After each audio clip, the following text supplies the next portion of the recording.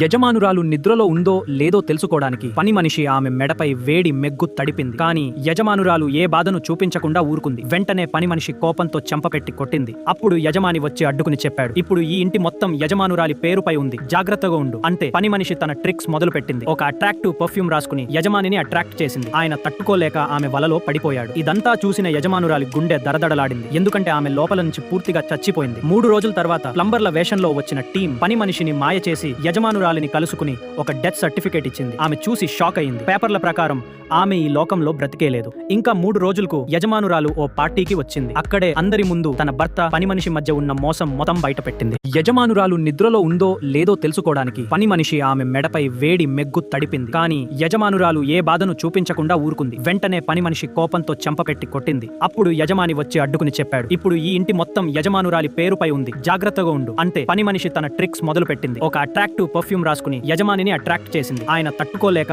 ఆమె వలలో పడిపోయాడు. ఇదంతా చూసిన యజమానురాలి గుండె దడదడలాడింది. ఎందుకంటే ఆమె లోపల నుంచి పూర్తిగా చచ్చిపోయింది. 3 రోజుల తర్వాత ప్లంబర్ల వేషంలో వచ్చిన టీం పని మనిషిని మాయ చేసి యజమానురాలిని కలుసుకుని ఒక డెత్ సర్టిఫికేట్ ఇచ్చింది. ఆమె చూసి షాక్ అయింది. పేపర్ల ప్రకారం ఆమె ఈ లోకంలో బ్రతికేలేదు. ఇంకా 3 రోజులకు యజమానురాలు ఓ పార్టీకి వచ్చింది. అక్కడే అందరి ముందు తన భర్త పని మనిషి మధ్య ఉన్న మోసం మొత్తం బయటపెట్టింది.